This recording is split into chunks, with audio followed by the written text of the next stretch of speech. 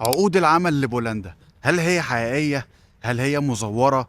هل الكلام اللي بيجي ده حقيقي؟ أهلا بكم يا أصدقائي في فيديو جديد، وجاي لك النهاردة بقصة عقود العمل لبولندا.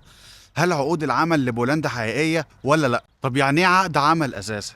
طب انت ازاي بيجي لك عقد العمل ده اصلا؟ وده اللي هنعرفه في فيديو النهارده، لان بيجي لي رسائل كتير جدا على الدي ام، التيك توك والانستجرام ويوتيوب، كلهم بيكلموني عن عقود العمل اللي موجوده في الخليج، وعايزين يعرفوا هل عقود العمل دي حقيقيه ولا لا، وليه عقود العمل الفتره الاخيره دي في بولندا بتاخد رفض. فانا عايزك تكمل معايا الفيديو للاخر علشان ده الموضوع اللي هنتكلم فيه النهارده. خليني اقول لك يا عزيزي ان اي حد عايش في بولندا ومعاه اقامه يقدر يفتح شركه اونلاين في 5 دقائق بس. فلنفترض ان في شخص عايش هنا في بولندا فتح شركه اللي هو فتحها مثلا في 5 دقائق، وجي وراك الورق وعرض عليك جوب اوفر. فيجي صاحب عقد العمل، ركز معايا هنا بقى، يروح لمكتب العمل هنا في بولندا ويطلب منه تصريح انه عايز يجيبك مثلا تشتغل هنا في بولندا. فيجي مكتب العمل يختم ختم النسر اللي هو الختم الاحمر البولندي. بعد كده مكتب العمل بيعمل اعلان، بياخد من اسبوعين لشهر مثلا يدور على حد يشتغل الشغلانه دي في بولندا، وليكن الشغلانه مثلا عامل في مصنع انتاج.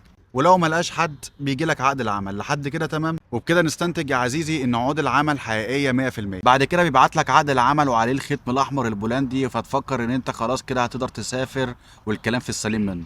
ولكن للاسف يا صاحبي العقد ده ملوش اي 30 لازمه، لان في ناس هنا اصلا شغلتها تاخد فلوس وتختم لك العقد ويبعتوا لك العقد وانت تلبس لا مؤاخذه، ويبقى اخرك تشوف السفاره في البلد بس وتدفع $150 تمن المقابله ويروحوا عليه، ده غير الفلوس اللي انت هتدفعها كمان في عقد العمل. خليني اوضح لك يا عزيزي ان الكلام اللي انا بقوله ده ينطبق على بولندا بس، انت عندك 27 دوله اوروبيه وكل دوله بتختلف عن التانيه. كده فهمنا ازاي انت بيجي لك عقد العمل. عايزك بقى تكمل معايا الفيديو للاخر عشان جاي لك في نهايه الفيديو بخبر صادم، وما تنساش تفعل زر الجرس وتعمل سبسكرايب ولايك وشير.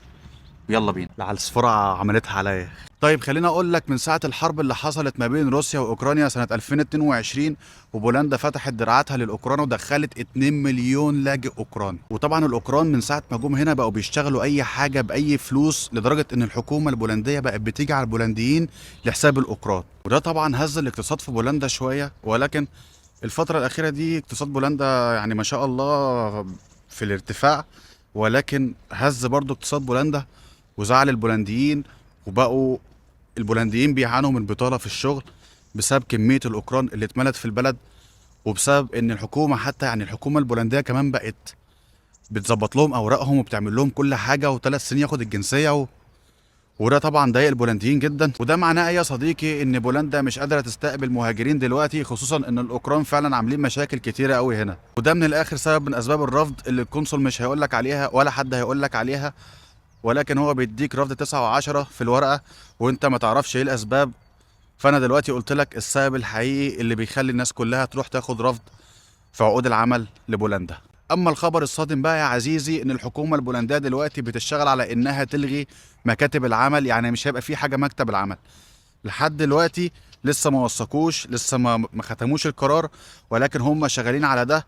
وهتبقى الوظائف المتاحه هتلاقيها على الصفحه الرسميه للسفاره البولنديه، ودي هتبقى الطريقه الوحيده اللي انت تلاقي بها شغل. فتدخل تشوف المجالات المطلوبه هتلاقيها محطوطه بس على الصفحه الرسميه لسفاره بولندا. ومش هيبقى فيه عقود عمل تاني، ومش هيبقى فيه اي طريقة تانية غير ان انت تلاقي الشغلانة المتاحة على السفارة البولندية، على صفحة السفارة البولندية. وبكده يا اصدقائي نكون وصلنا لنهاية الفيديو. لو عجبك الفيديو ما تنساش تعمل لايك وشير، ولو بتشوفنا على اليوتيوب ما تنساش تفعل زر الجرس وتعمل سبسكرايب. وفي نهاية الموضوع عايز اقول لك بلاش تدفع فلوس في عقود العمل لبولندا، علشان فلوسك كلها هتروح عليك. استنوا فيديو جديد بتكلم فيه عن عقود العمل اللي موجودة في الخليج. سلام.